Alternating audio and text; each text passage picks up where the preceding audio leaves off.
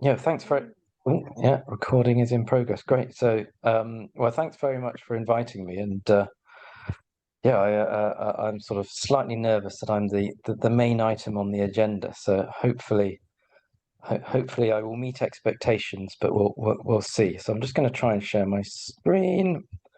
Just make that big. There you go. Shout if you can't see that. But hopefully you can. Yeah, that's all good. Thank you. Great. So yeah, I'm just going to sort of take you through, talk to you about blue skies, who we are, what we do, particularly sort of in the context of this whole question around trade development and climate justice, the case of blue skies in Africa. So my real name's Simon, but as I said, most people know me as Denzel. There's a story behind that. I won't go into that now, but I've been at Blue Skies for 18 years, and my role is head of sustainability. I've had various different roles in that time, involved in all sorts of different projects, but most recently looking after our sustainability strategy. So you may or may not know who Blue Skies are, but in case you don't, we are producers of fresh cut fruit. We also do some ice cream and juice products, but mainly cut fruit. You won't actually have seen our name on many products because most of our products are the retailer's own label, such as Waitrose or Sainsbury's or Aldi, who we supply. So if you go into a Waitrose and pick up a pack of ready-to-eat fresh cut mango, that's from Blue Skies. And we've been going now for 25 years, set up in 1997 when it was set up. Our first production was in 1998. And the ethos of the company is adding value at source. So we put the factory where the fruit is, rather than importing the fruit and adding the value here. It was the idea of our founder, Anthony Pyle, and he had the idea whilst he was working at another company making prepared fruit in the UK, and he thought, well, why don't we do things a little differently? Why don't we put the factory where the fruit grows? It's a more equitable way of doing it. We can be closer to the farmer. We can produce a fresher product, but we can also employ more people. We can generate opportunities for skills development and technology transfer, and more potential for enabling development within those countries. So he had the idea of putting a factory in Ghana. His board at the previous company didn't quite agree with this idea and thought it was a bit too risky. But Anthony, being Anthony, and for those of you who know him, will know if he's got an idea, he doesn't give up easily. He's very persistent, and he persisted with this idea to the irritation of his board, to the extent that they, in Anthony's words, they fired him, and took him aside after a board meeting one day and told him to go away, or perhaps he should go away and do some blue skies thinking.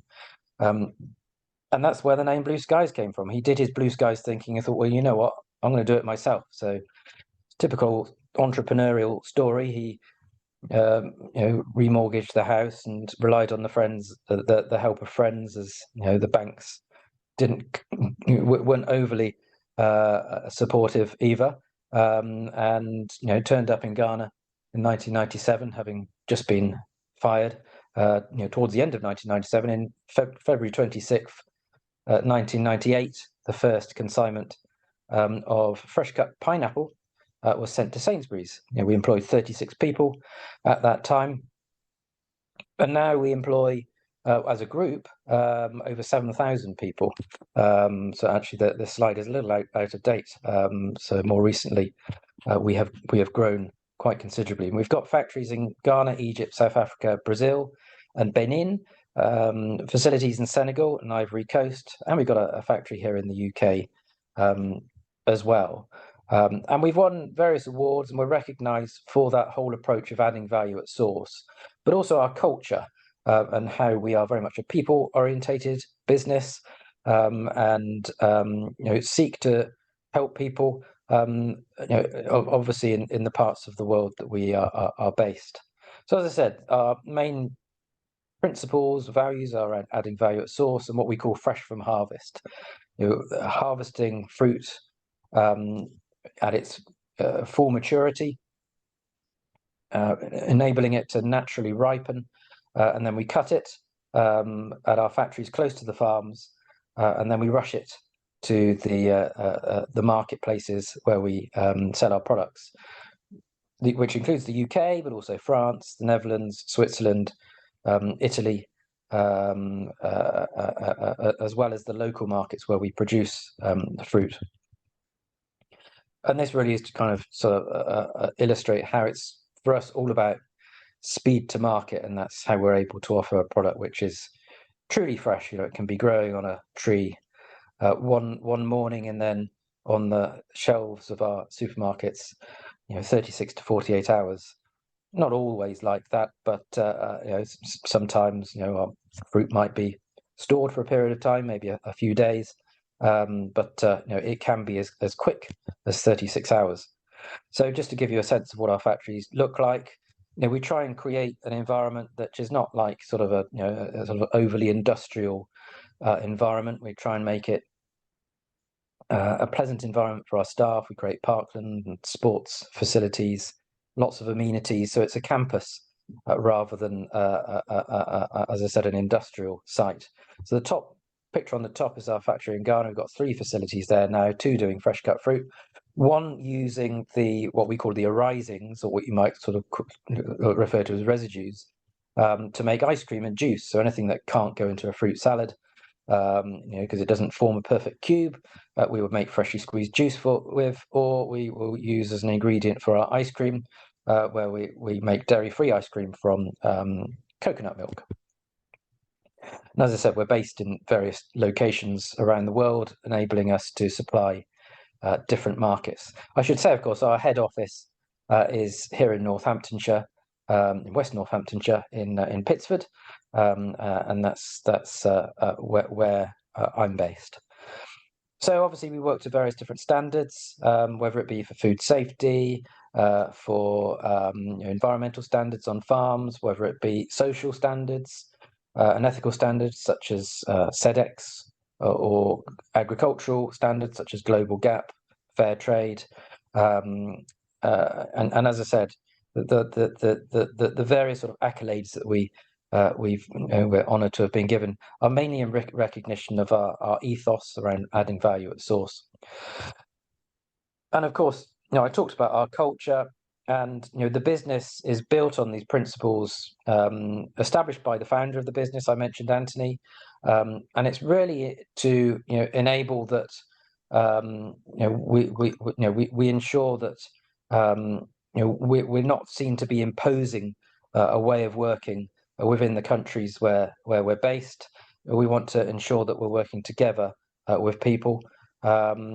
That often that largely comes from Anthony's experience in the army. He often talks about how when you're on the front line, you rely on the people around you. So although there is a hierarchy, you ensure that you look out for there's social equality. So you look out for people who might be a lower rank. And that's kind of what's inspired the culture within Blue Skies. It's about what we call a seamless society. We want to ensure that there's social equality, and it doesn't matter if you're cutting fruit in the factory or you're managing logistics. You're treated with the same level of respect, and you're spoken to in the same way. And there are no what you might call sort of special benefits. If you're a manager, you don't get a parking space or an enclosed office. It's very much a kind of open culture. So we see our culture as important. We see the ethos around, we see the principle of diversity is important. We recognize that actually the fact that we're all different makes us stronger and able to rise to challenges and come up with the best ideas. But also, we're not ashamed to say we need to make a profit. But profitability isn't just about making money. It's about generating what we call a positive return. So it's about, you might know it in terms of stakeholder capitalism or stakeholder value rather than shareholder value. It's about recognizing those stakeholders within the business, and how actually you exist to benefit those. They might be human stakeholders, but stakeholders can also include the environment, which provides us with the fruit we need as a business. So we also have what we call our blueprint, the sustainability strategy. Our approach to sustainability is very much embedded within the culture of the business. It's about doing the right thing. It's about ensuring that we attract and keep the best people, that we nurture the leaders of the future within the business. Therefore, we have to take care of people. And as I said, it's about ensuring that we look after the environment, because the environment provides us with our fruit. But we also want to ensure that we've got a proper strategy around that. We've got all the various targets that we need to be working towards, and various commitments and policies to ensure that we're going in the right direction. So our blueprint focuses on these kind of 4 goals around poverty, around biodiversity, around waste, and around achieving net zero emissions. And there's a whole plan around that. I won't go through it all in detail, but I'll give you a sense of some of the things that we're doing.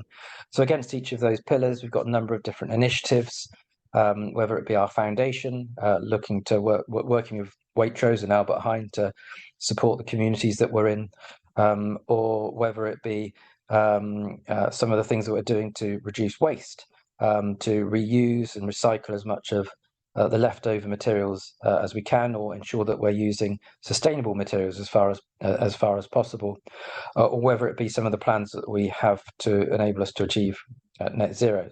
So just to quickly go through some of those, so I've mentioned our foundation.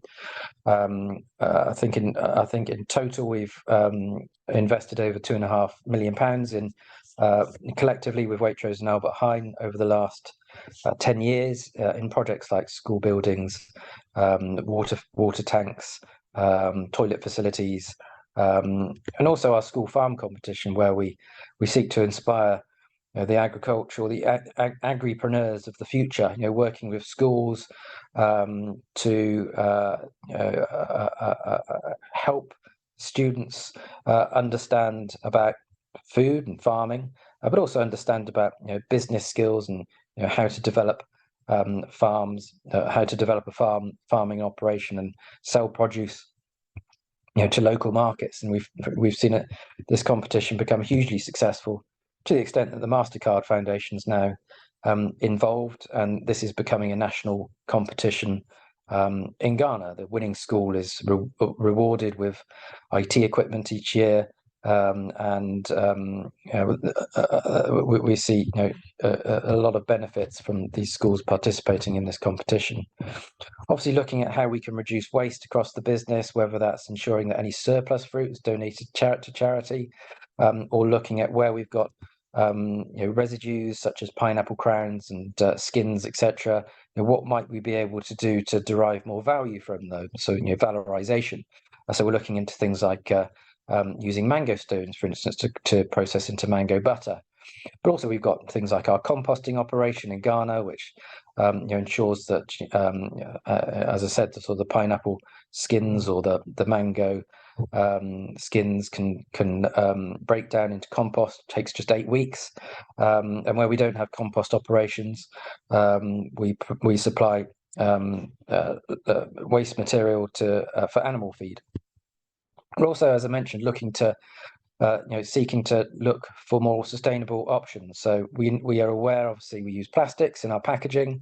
So we've launched a research and development hub with the University of Northampton, understanding that we can't solve these challenges by ourselves. So we're working with the industry, joined up with the likes of Waitrose and Prima Fruit, HBW, other produce suppliers, tapping into some grant funding to go out and look for new solutions. So we are currently in the process of testing some bio based polymers to create coatings and films to replace plastics in packaging. It's derived from seaweed, and that's something which we'll be testing over the next couple of years.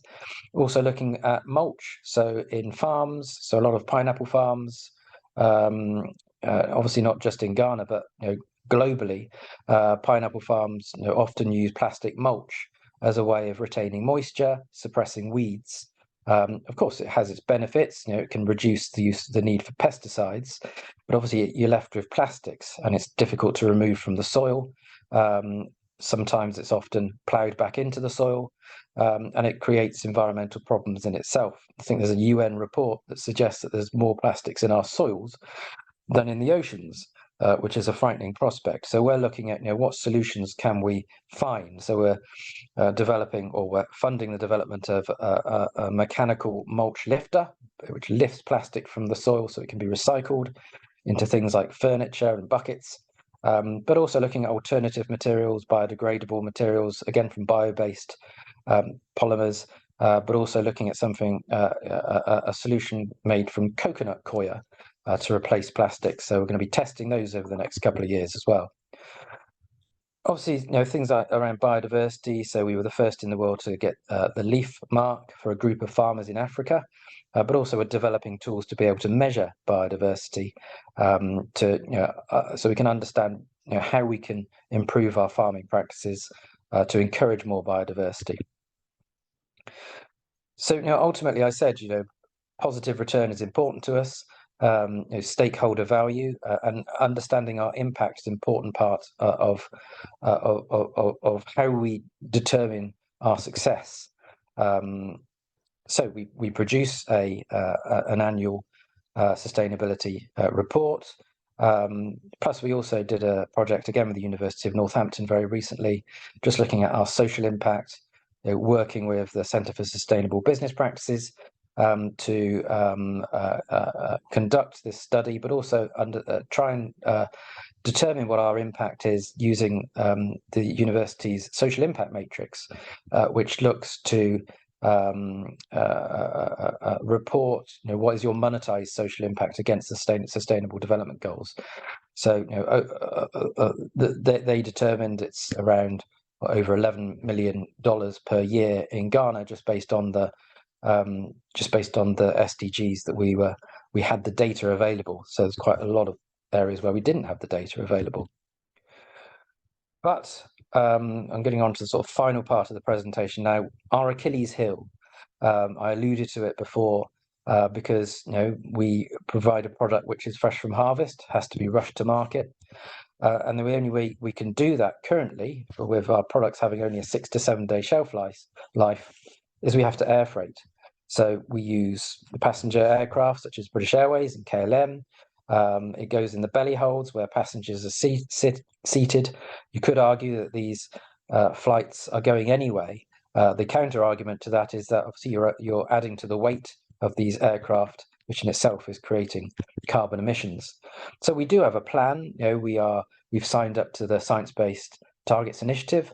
We've got an SBTi target, and we're in the process of developing our net zero plan. We've got a draft plan, but we will be submitting that for approval over the next 12 months. And we're looking to work with the aviation industry, understanding their decarbonisation plan. We've partnered with the Hybrid Air Vehicles Airlander 50 program, looking at new technology as potential transport of the future, investing in new refrigeration systems, renewable energy, looking at how we can reduce the impact from farming as well. So we're not resting on our laurels. We are ensuring that we are developing a plan that can enable us to achieve net zero, and monitoring this over time to ensure that we are meeting those targets. But of course, despite that, we know that air freight is under scrutiny, and of course we're conscious of the fact that we started the business 25 years ago because we felt it was the right thing to do, and it has a significant social and economic impact. So we're conscious of that. The one solution could be, let's stop. Let's put all the operations in the UK. Is that the responsible thing to do? We don't think it is, and we're conscious of the fact that obviously in the aim to achieve net zero, a lot of our customers are taking action. Some are seeking to ban or restrict air freight. Of course, all of our customers are asking their suppliers to report their emissions and submit to SBTi targets. So this is obviously high on the agenda of the retailers that we supply. So we're asking ourselves this question: how do we take a fair approach to net zero, which allows us to decarbonise air-freighted fresh produce without stopping vital market access for developing world producers? This is the question we are grappling with right now. So we have, we are working with a number of different partners, including university again, but also Air France KLM, a number of other organisations who are also asking these questions, such as fresh produce companies in different parts of Africa, the Overseas Development Institute, and various other development organisations to have this conversation, because we don't think that we're talking about this, and we need to. This isn't new. Back in 2007, we were involved in what you could call sort of Fair Miles, the first iteration, Fair Miles 1.0, responding to primarily proposals then from the Soil Association to ban air-freighted organic produce. The result of that was, the Soil Association changed their or withdrew their proposals, because the conversation turned towards we need to understand, obviously, the full life cycle analysis. This is not about just food miles. It's not about just the mode of transport. It's understanding what is the full ecological footprint. What is the data telling us, but also understanding what are the unintended consequences, what are the social and economic impacts that we need to be aware of as well. And so this is something which is feeding into the more recent conversations around climate change, including very recently Climate Week in Nairobi, where ODI published an article around Air Miles 2.0, or as we will call it, Fair Miles 2.0. How do we ensure that African producers aren't penalised by net zero policy spillovers? And that's very much what we are seeking to explore. So yes, lots of obviously we feel we've achieved a huge amount in 25 years. We've got lots of exciting plans, and we can achieve a huge amount more. But we are conscious of the areas of weakness, and as I said, our Achilles heel. But we are also conscious of the fact that we have a responsibility to take a mature approach, and hence why I kind of finish on this issue, because I think it is something which I think it'd be interesting to sort of hear your views and understand your questions around this, because for us it's something we want to ensure that we take the right approach in our strategy for the future. So yes, that's it. Thank you very much for listening. I hope I didn't go on for too long, but hopefully you found that interesting. Thank you very much. Thank you. That was really interesting. You definitely didn't go on for too long, I don't think. I don't know about everyone else, but I feel like you packed an awful lot into what is actually quite a short period of time. So no, that was really, really interesting. Sorry, I'm a bit rusty at running meetings, so I haven't done one for a couple of months. I should have said at the beginning, if people have got questions, you can pop them into the chat. But I didn't say that, so nobody's done it. So we're hoping people have been storing up questions through the presentation. So if anybody wants to raise their real or virtual hand to ask a question, then please do. And thank you so much, Dental. Very, very interesting indeed. I thought there's so much around things, because you can immediately perceive things like plastic packaging as bad. You can certainly perceive air freighted produce as bad, but then you have to look at all the complexities that sit underneath it. So I think that was really worth hearing. Thank you. Questions, anybody? Rupert. Can I kick off? Please do. Denzel, do you think you will end up with a residual carbon thing that you can't get rid of and you have to offset? I was listening this afternoon. I was listening to farmers and trees and offsetting, so it's on the front of my mind.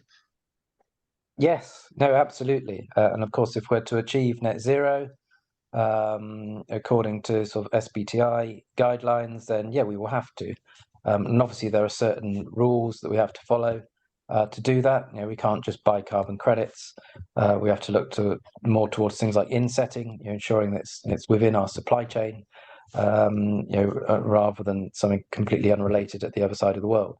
So it's something, actually I was in a conversation with somebody earlier today myself as well about in terms of how we develop a strategy around that, because obviously we've developed calculators to be able to calculate our emissions, and modeling tools to be able to model how we reduce our emissions towards net zero.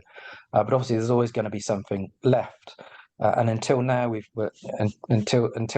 kind of modeled the kind of the offsetting, if you like, in terms of based on the projected carbon price over the next 30 years, and of course it's only going to go up and up and up. So if we wait until the last minute to think about this, then it would cost us a lot of money. So we are looking to develop a strategy around that so that we can invest in insetting sooner rather than later. What that would entail, not too sure, whether it's planting trees or investing in mangroves, could be it, or whether it's other technology to remove carbon. We're not too sure at this moment, so we're just sort of in the early stages of thinking about that. But obviously, if there's any expertise among us, then I'll be sort of happy to hear from you.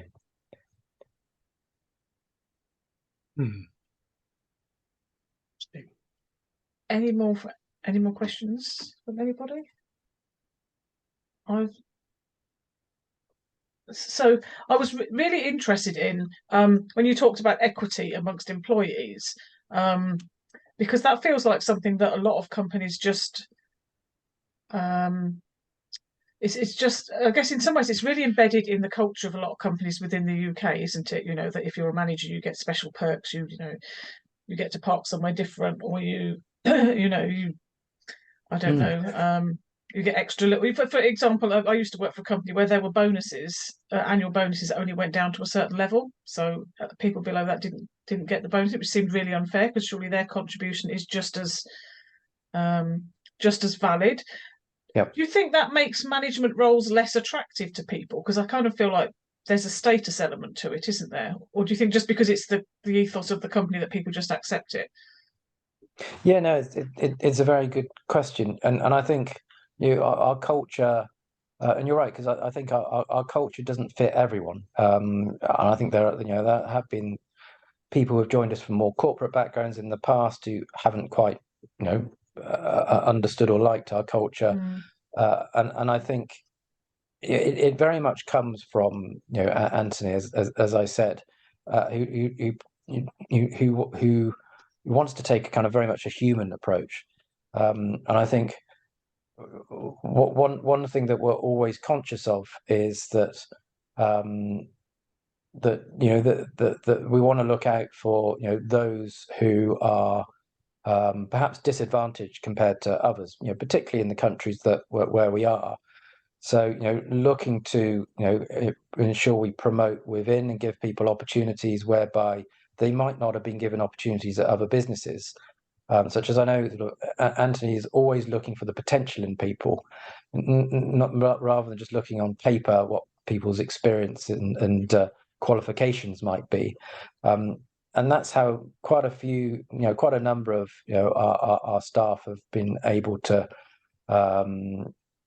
I guess sort of develop within the business. We funded the opportunities for people to kind of seek higher education, whether it's pursuing MBAs, or doing more sort of vocational studies.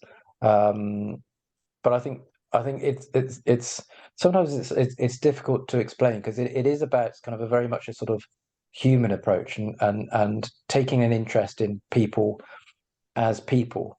And I think sometimes I guess there's a sort of tendency to rely on policies, maybe HR policies, and it becomes more of a sort of tick box exercise in are you doing this, are you not doing that, and I think Anthony often tries to sort of eschew that and look more towards actually, how should we be behaving towards one another as human beings, and just quite often that sort of manifests itself just in little things, such as making an effort to greet people, to spend time sort of talking to people, asking about people's lives, their families, not just sort of paying attention to those who are might be in a sort of a senior position, but looking out for those, particularly the young, who are just starting out, who might be a bit nervous, who need encouragement. And as I said, that very much comes from Anthony and his whole how he relates to people, and that sort of filters through the culture, permeates through the whole culture, across the whole business, and we kind of follow Anthony's example. But it is very different to kind of, I guess, sort of the culture that is that one might sort of find in more sort of corporate structures. Yeah, it is, I think, and that's really interesting. And I wonder then, and sorry if anybody else wants to jump in at any point, but then how is it addressed if people, because again, I've worked in sort of corporate cultures in this country, and they will say our culture is, we treat everybody with respect, everybody's equally valued, and they say these things, but sometimes that doesn't actually permeate through into day-to-day activities. But it's very difficult for people to call out if those principles aren't being adhered to. And I'm wondering how that works within the culture that you promote. Yeah, I mean, we've got all the usual sort of grievance mechanisms, whistleblowing policies, and employee surveys.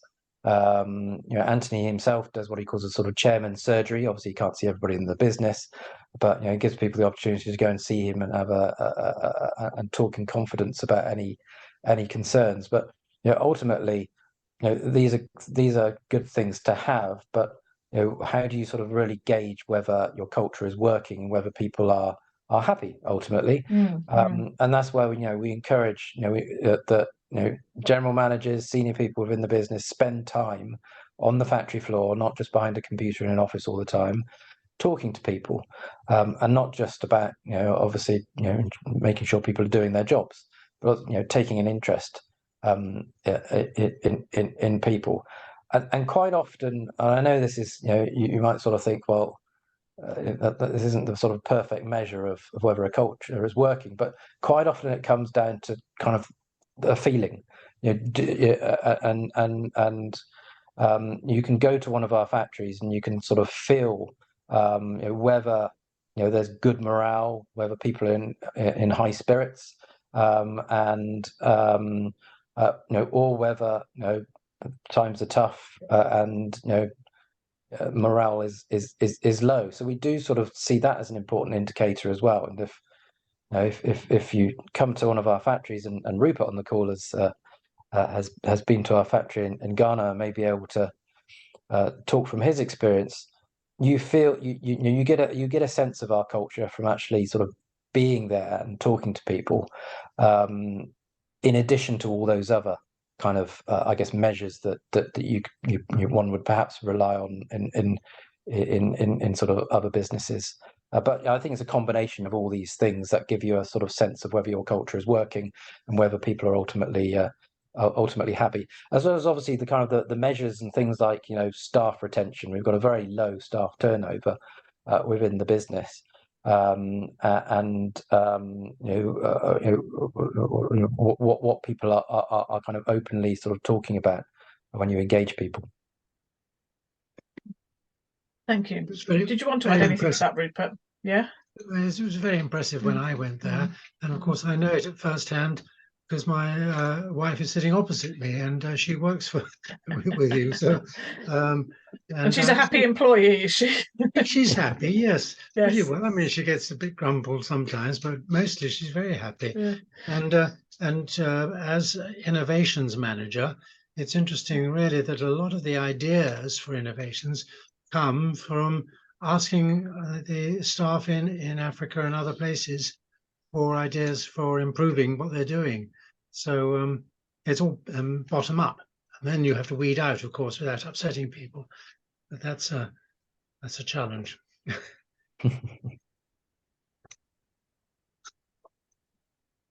Yes, Eugenia. I was wondering about the actual farm side of the business, and have you got any agroforestry that you use, and any that are connected to the factories? Yeah, thanks, Eugenia. Yeah, for the farming side, we do have our own farms, but historically we've sourced from local farms. So we have a kind of a mixture at the moment of some farms that we run ourselves, and some sort of small, medium scale farms that we source from. So we have an agronomy team.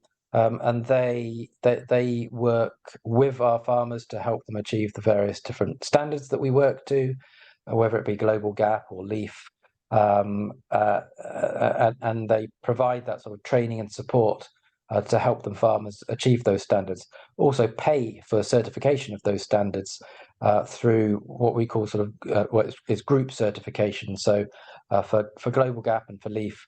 They're kind of the environmental and the quality standards that we work to for the farms.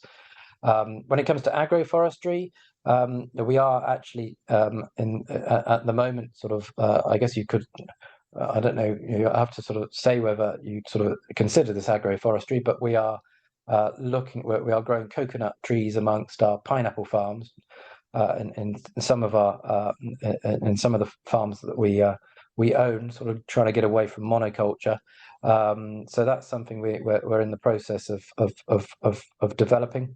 But it is something that we are sort of increasingly looking at sort of regenerative agriculture, looking at what the opportunities are around agroforestry as part of our biodiversity plan. So we've got our strategy within the business is to embed responsibility for particular strands of our blueprint or pillars of our blueprint, whether it be biodiversity, whether it be waste, whether it be energy, within the core functions of our business. So biodiversity is sitting within our fruit procurement director, and he has at each of our sites biodiversity champions who are developing plans to enable us to work towards what we ultimately want to achieve in terms of net biodiversity gain each year at our factory sites, but also at our farms. And I'm sure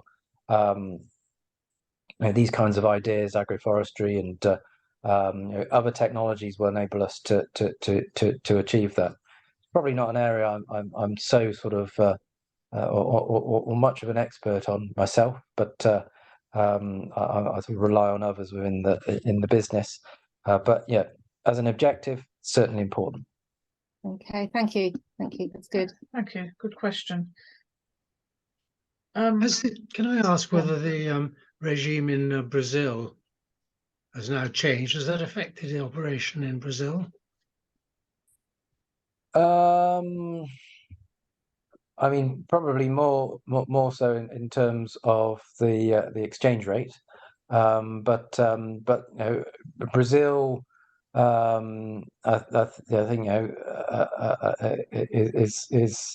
is an operation which provides primarily mango for us, and I think well, you could say from an environmental perspective. It's we've certainly sort of, you can certainly obviously see that the latest regime is more sympathetic to environmental issues than the last one. Yeah, I think in terms of sort of the day-to-day running of our factory, I wouldn't say it's changed anything significantly other than sort of the exchange rate and the outlook, the national outlook for the country. Mm. Thank you. Just because you said, I think, that the majority of companies that you supply to in the UK certainly are the sort of major supermarkets. And we hear a great deal here about how British farmers struggle to make a profit because they're continually being squeezed by supermarkets to cut margins. Is that an issue for you as well? Because obviously you're trying to pay fair wages and all and do all this good stuff. And how is that from a commercial perspective? How difficult is it to sort of square that with supermarkets wanting things to be as cheap as possible? Yeah, no, it's very challenging. I've got to be slightly careful because this conversation is being recorded. But Sorry. but yeah, I think, and it always has been, I think, an issue, particularly as we're sort of supplying an own label product. The balance of power historically has been, with the retailers, and and I think, the fact that we've got a groceries code ombudsman illustrates that obviously this is an issue in the food industry. Of course, margins are always very tight, and I think, for us, that we have, it depends on the retailer. Some retailers have been better than others and are better than others. Some can be very ruthless and aggressive, and exploit some sort of use sort of questionable tactics. I won't name any names, but yeah, I mean, they make life difficult for the supplier. And of course, you're right. How do you square that with what we're trying to do? Because at the same time, it's almost like, on one hand, margins are squeezed, but on the other hand, we're being increasingly required to meet more and more demanding standards. And of course, there's nothing wrong with asking for high standards. Of course, as long as those standards are paid for. We would often argue that we already work to very high standards, whether it's environmental or social. What these standards bring is, of course, additional cost in auditing and all the paperwork that goes behind that, because it's about demonstrating what you're doing, rather than doing what you're doing. But as I said, that comes at a cost, and at the same time, we would talk about audits and we talk about standards, but beyond that, the kind of the attention is turning more and more to kind of what you might sort of associate with sort of sustainability, particularly around sort of net zero policies and reporting data. So pretty much all the retailers that we supply now in the UK require their suppliers to report data, whether it be on water use, waste, or carbon emissions, or electricity consumption, fuel consumption, refrigeration use. And most now, I'd say two of the retailers that we supply now require us to submit an to adhere to SBTI, to submit an SBTI target, and to go through that process. Which of course, we were going to do anyway, but it comes at a cost, and I think that needs to be understood when we're looking at obviously the value of the products that are being offered and the price of the products that are being charged. So, would we say that that price is fair? I don't think we would, but again, it depends on the retailer, and some are better than others, and some who we have long-standing relationship with understand this and work with us very consultatively. And whilst I won't name the retailers that perhaps haven't treated us so well, we often single out, for instance, Albert Heijn, the Dutch retailer, who we think are well ahead in terms of how they engage suppliers and work with suppliers consultatively, to develop plans, to adopt sort of sustainable practices, and work towards a sort of long-term partnership. I think a lot of retailers have annual tenders, so it kind of means that you don't have certainty in terms of your relationship. Albert Heijn, as an example, don't. as a result, you've got that longer term commitment and certainty, which allows you to grow together, which helps a lot. So yeah, I hope I've sort of answered that in a way which is not going to cause any upset. Yes, I think you were very, very diplomatic indeed. Thank you. So you said that that obviously Blue Skies tend to put stuff through that's branded with the retailer's own brand. So as a consumer, because as a conscious consumer, I and lots of others would want to buy things that are sort of produced in an ethical way and with all the sorts of social and environmental, benefits and positive impacts that you're talking about. But how would a consumer be able to distinguish your product from another supplier that didn't have those same standards? Or do we need to rely on the fact that we look at the retailer and say, well, actually they've got higher standards, so we would be able to have some confidence in that? Yeah. I mean, the retailer would say that the trust. They would aim to build trust in their brand, so there would be expectations around the standards that a Waitrose or a Sainsbury's would work to. So and retailers like Waitrose, for instance, have the foundation. So I guess that's a label. Well, it is a label they have on their packaging, and perhaps an indicator of their ethical credentials in itself. We've often sort of thought, why can't we co-brand, or why can't why can we talk more about the product and its provenance on the packaging beyond just the brand name itself.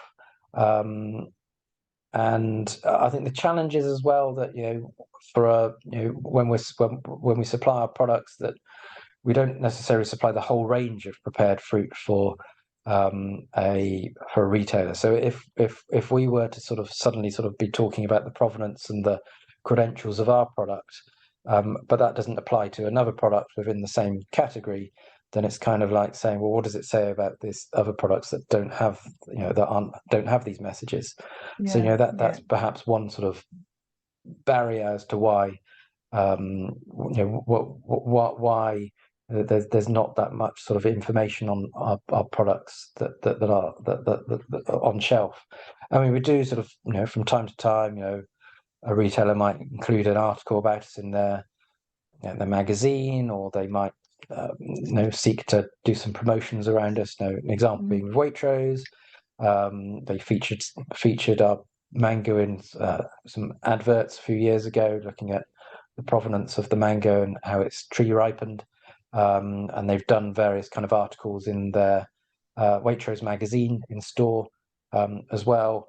But yeah, I take your point that it's difficult actually to from a consumer's perspective to know actually the full story behind those products. And I mean, it's something that others who know about Blue Skies have often said, that they wish they would have been able to know more about the products before they obviously came to know about us. Why isn't this information readily available? But yeah, I think that's a challenge for us as well. We obviously, one route could be our own branded products, but you don't see many brands in fresh produce. No. It's almost all kind of retailer own label. So we've tried it, and because nobody knows who Blue Skies are, you need to be able to invest in the marketing to make that successful. And we obviously don't have those funds to invest in big marketing campaigns. So yeah, we do rely on the retailers that we supply. Okay, thank you. Yeah, can I add something that I think Please do. when you did the ice cream and brought it over here, of course it was under the Blue Skies name, and because Blue Skies brand wasn't recognized, it didn't take off. But the Blue Skies brand is well known in Ghana, isn't it? So in Africa and your other markets like that, You do have a brand, but also, does the leaf mark help at all, or is that very low recognition amongst customers in this country? Do you put leaf on all your packaging or not? No, we don't. I don't think we put leaf on any of our packaging, although we are sort of leaf certified, and that's a decision taken by the retailer. But yeah, I think a lot of retailers are increasingly going down the route of adopting leaf certification. I think Tesco's recently introduced it to all of their UK suppliers, so I think you see the leaf mark on a lot of their produce now. But yeah, currently I don't think we've got leaf mark on the label on any of our products. Even though, as I said, it's leaf certified. And yeah, you're right with the brand. We do sell ice cream and juice under the Blue Skies brand in Ghana. I think most people in Ghana know Blue Skies for our juice. Very few people know that we do fresh cut fruit, which is obviously more than 95% of our business. Thank you. That's really interesting. So, does anybody? Oh, can I ask? Would you be able to share those slides with us so we can send those out after the meeting? Is that all right? Yes, that's fine. Yeah, no problem. Thank you. That would be great. Thank you. Does anybody else have any further questions? Thank you. Thank you, Denzel. That's been a most interesting presentation. And I think as environmentalists, we need to live in the real world, and the real world is made up of companies and who have a commercial imperative. And it's really good to hear that those sort of commercial money-making necessities for a business can go alongside, treating people well and having positive outcomes. It would be good to see more companies acknowledging that and doing more in that space. But yeah, that's been a really interesting presentation. Thank you very much. No problem. Thank you very much for allowing me to speak. Thank you. No, really welcome. We have got a couple of other things on the agenda, nowhere near as interesting, which obviously you're welcome to stay and listen to, but I suspect you may have other things to do. So yes, so thank you very much. Yes, if you don't mind, I'll probably duck out, but thank you very much again. And thank you. No, really appreciated. Great. Okay, and if you do have any more questions that you think of after, then feel free to send them on. Thank you very much indeed. Thank you.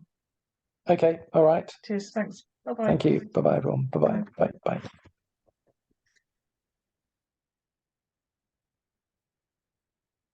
Hey, excellent. Thank you. I should have said before, so thank you to Rupert Knowles, for arranging for Denzel to come and talk to us. We're very lucky to have somebody with that much experience.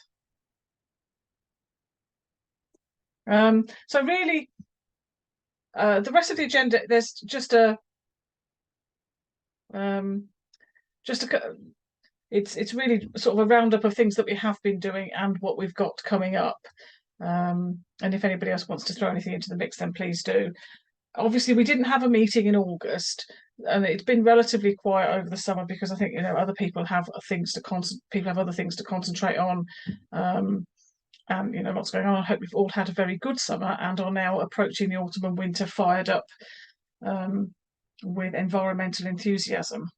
But just to sort of give you an overview of things that we have still been doing. So I don't know if everyone is aware that Climate Action West Northamptonshire is a climate action group affiliated to Friends of the Earth. Way back when we first started, which was before I joined the group and probably before most other people did as well. The sort of one of the sort of seeds of the group starting was a Friends of the Earth meeting in Toaster. And we've continued to be affiliated to them, which gives us access to public liability insurance, which is a valuable thing. We also get access to training, and I normally attend a Friends of the Earth networking meeting online every couple of months, which is also attended by representatives of other similar local groups in our area. So that's quite interesting. And if anyone else wants to attend any of those Friends of the Earth meetings at any point, or wants to know about the training, we normally put any training that's of particular interest on the What's On page on Corn Exchange. If anyone wants to know any more about that, then let me know. But the reason I'm mentioning that is because one of the things that came out of our association with Friends of the Earth this summer is that we were given the opportunity to send corn representatives along to the Shambhala Festival, which is, I have to say, before this year, woefully ignorant, had never heard of it before, and it takes place about 15 miles away from my house at Kelmarsh Hall, and it's it's standard festival thing, I guess. You get music acts, but there's lots of other stuff going on as well. It's a very sort of family friendly type of festival. Friends of the Earth had got a speaker there, so they were given a stand as part of the package for that, and they essentially wanted some support with manning it and asked whether we could send 2 people from Corn along. I was one of the people that went. Claire Robertson Marriott was the other. I think it's fair to say we had a good time. We learned a great deal. Not absolutely convinced that Corn as a climate action group learned a huge amount, sort of gained a huge amount, because obviously most of the people that were attending it were from all over the country, not from the sort of immediate area, so not necessarily our target audience, but it was definitely a very interesting experience. And yeah, we'd like for things like that to come up, for other people to be able to take up those opportunities as well in future, so we will keep you informed. There was a climate fair at Kilsby a couple of weeks ago, which I didn't go to, but Rupert and Harry did. I don't know if there's anything that you particularly wanted to say about that. The only thing I would say about it is that we are usually very happy to attend any local climate or environmental themed events wherever we can. So if you're aware of one or you're organising one in your area, then please do let us know. And we're happy to sort of have a presence if possible. Harry and I are going to one similar tomorrow in Siresham. Anything else to add on that about the Kilsby one before I move on? Well, I've written it up. Okay, excellent. For our 5 Parishes magazine here in Harleston. Yeah. So to give them the idea that they might want to do something similar. I hope. Yes. It didn't go quite according to plan, I don't think, the Kilsby one. I think we had a very clear ideas of what we wanted to do, but it wandered off a bit in discussions and things, and didn't keep on topic all the time. But not to worry. They're going to set up their own group, which is to take things forward in future. Okay. And I think the trouble with these meetings is, how do you get things to carry on? Yes, it's getting people to actually volunteer to do things in the longer term. That's always a challenge, isn't it? But the speaker from WS, is it Renewables? Said that they picked up several customers from the previous one, which we did. What was the one you came to? We went to west of here. Boddington? Not no. Boddington. The other one we went to about 6 months ago or something. Byfield? Yeah, I think it was the Byfield one. Oh, Byfield was the one I didn't go to, or not the first one anyway. Well, that's good. And it's just, I think, we need to reach people, and we need to reach people in lots of different ways. So we have to keep plugging away, and face-to-face is a really good way of engaging with people if you can get them to come to these events. And people are much more likely, I think, to go to ones that are locally organised than sort of something big and central to West Northamptonshire. And I guess the other thing that we've been doing in sort of fits and starts over the summer is we sort of one of the key things that we aim to do is to engage with other, for want of a better word, stakeholders in the whole sort of environmental piece across West Northamptonshire. One of the key players there is obviously West Northamptonshire Council, so we're continuing to keep up engagement with them. Their next full council meeting is next Thursday, and there is a motion being put forward on air quality, and also one being put forward on climate change. In the past, we have done our best to turn up to those council meetings and to have a speaker giving a statement. There's an opportunity as part of the public participation element of the meeting at the beginning. to give a statement in support of, well, you can talk about anything on the agenda really, but particularly if there's motions on there, it's quite useful to speak in support of them. I'm intending probably to go along and speak in support of at least one of those motions. It can be quite a daunting thing to do, but we are very happy for to support anyone that would want to do that. If there's an area that you've got particular interest in, you know, we can always sort of come along and support somebody who's happy to sort of sit and read a 3-minute statement. So there's that, and also we look at engaging with other local groups. So we've had a few meetings with some of those over the summer. Harry spoke to somebody from Harbour and Woodland Community Volunteers a week or so ago. They do some really interesting work on our borders. I don't know if you want to say any more about that, Harry. I think they wanted to know what we were doing by way of our website. They were quite envious of the corn exchange, and I think everything else was just being polite and courteous to corn. but how do we do it, and what do we use? That was the question. Oh, okay. Well, fair enough. But they were really nice, and it's a very good relationship, because what we're not doing very much about is our own water, and what they are doing very successfully up to the north of us is liaising with various people who are worried about the quality of their watercourses. And the primary contact we've got there will be very good if we had any volunteer amongst us who wanted to kick up a fuss about the quality of our own watercourses. There's a lot of help available out there, but we don't have anyone who's prepared to put the time in to look at it and liaise with the various people in our area who are already working on this. I feel when we're talking about water that Corn itself is very ignorant about what the status of our water, how much discharge the Severn Trent and Anglian water are allowing to go from their I'm going to call it refinery. What do you call them? Treatment plants. Yes, and I do feel that's something that we ought to be getting ourselves heavily involved with. But as we speak, no one has stood up and said, "Gosh, that sounds just my kind of thing. I like delving in dirt." Yeah. Okay. I'm trying to put pressure on our village to do something about the silting up of the lake here, which is getting shallower and shallower, and they don't have any money to deal with it. And he said to me today that the water was polluted in the lake, and therefore they wouldn't be able to dump the mud anywhere. I thought that's absolute rubbish, because it's full of fish, it's full of weeds on the side and birds visiting it. There's no sign of pollution there. It's just full of mud, and it has to be dredged every now and then. How does one put pressure on getting something like this done, and are the grants available? So I'd be interested in following up with your people to find out if they know more about it. Who owns the Lake Rupert? Well, it actually belongs to the golf club, unfortunately, but the water comes from Althorpe Estate, and the silt trap between the two belongs to somebody else in the village who's not very amenable to anything. So and the parish has a conservation zone, and it's has a plan, and all the other stuff. And we interfere in people's trees, and we interfere in what double glazing they put up in their windows and all the other sort of stuff. But nobody seems to be interested in the quality of the water in the lake and how it's going to be dealt with. And that seems to be a huge environmental issue.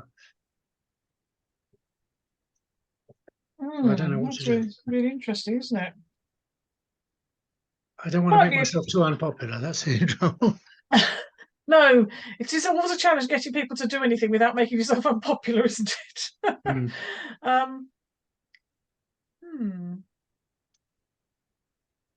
Yeah.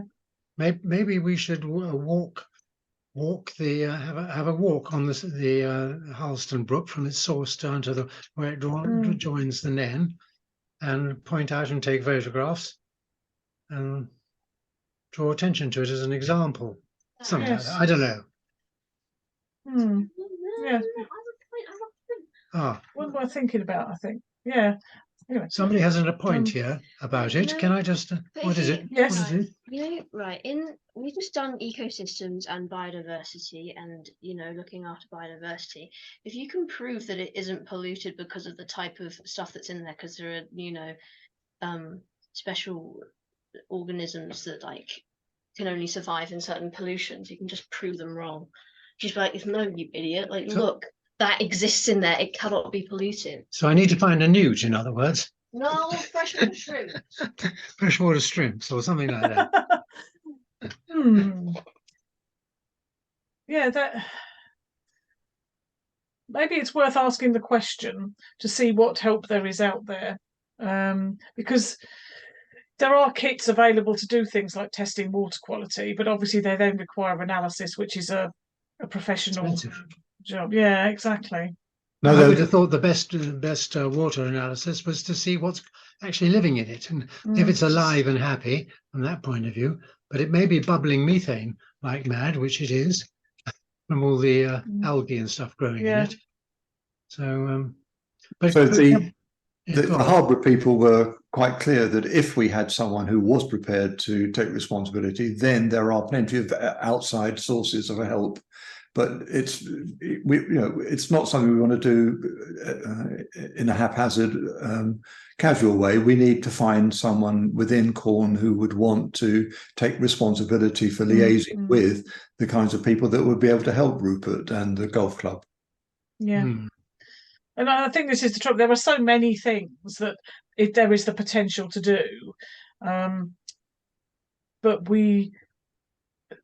something like this is quite a is a piece of work that people need to learn about specifically, and you know, really for anybody that is already working within Corn and has existing sort of responsibilities and interest to take it on would just be spreading themselves too thin. I think is what we're saying, isn't it? Yeah. We'll be raising this and other opportunities at next month's AGM. So then moving on to, unless anyone can think of anything else that we've done over the summer that I haven't mentioned, I'm going to have a quick talk about the things that we've got coming up in the next 5 minutes before the end of the meeting. So, as mentioned, we're going to Sarsham tomorrow, going to the full council meeting at West Northamptonshire in Northampton next Thursday, 28th of September. Meeting starts at 5 o'clock. Ahead of that, the Umbrella Fair organisation are coordinating a 1,000 Voices campaign, which is around highlighting the issue of air quality, particularly in Northampton, but across the area as a whole. I think it's fair to say we definitely have issues with air quality.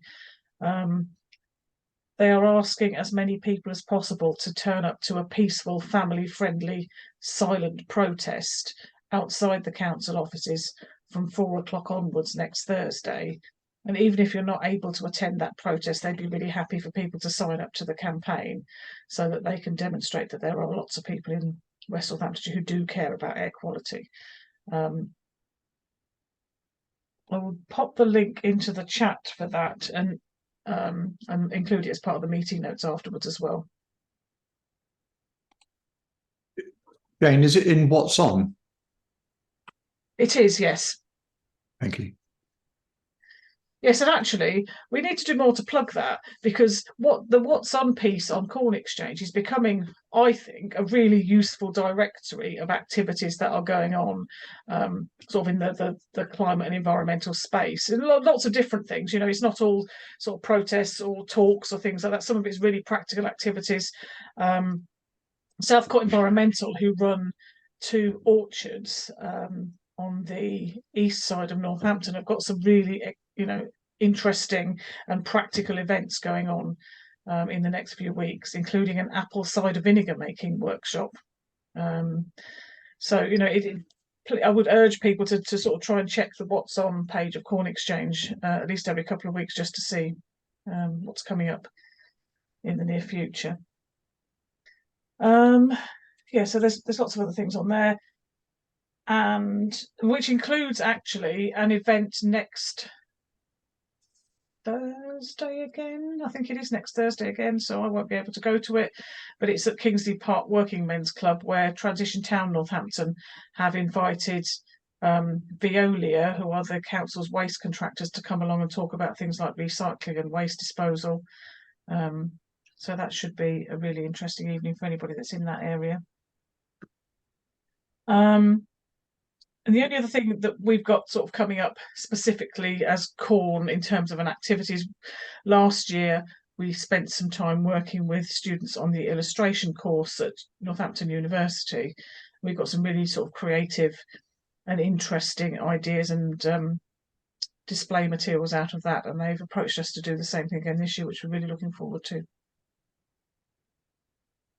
Is there anything else that we need to add to that?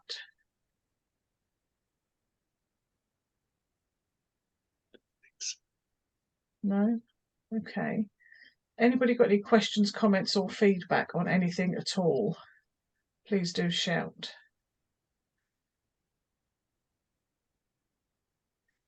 Hello, it's Karen here. Hello, Karen. Hi, this is my first time I've managed to get along to listen. Welcome. And I've really enjoyed this evening. The talk from Blue Skies was amazing. How wonderful to know that there's a company out there working so hard, even if they've got their Achilles heel, etc. They're trying. Yes, and exactly. The ethical stance is wonderful, and I'm really pleased with this evening. And it's great to hear the stuff that's going on. I'm sorry that I don't get more involved, but I wanted to give you that feedback. Thank you. No, thank you. That's really appreciated. Thank you very much. I'm glad you made it, and I hope you can make it to future meetings. We do try to record, well, we do record all our meetings where we have guest speakers, so those can all be watched back on YouTube. But it's never quite the same as seeing it live, I think, you know. But yeah, I think we had a really good speaker this month. I presume I get Corn Exchange as well, but again, I've just never managed to get it read. It comes in the emails, does it? That's right. So you should get an email on the first Saturday of every month. Okay, so did the things that have been said just now will be in there?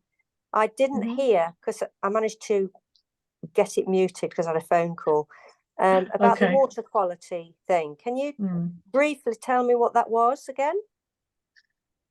So what, go on, Harry, yeah, you say it. Yeah. We had a very interesting conversation with some people up in Market Harborough.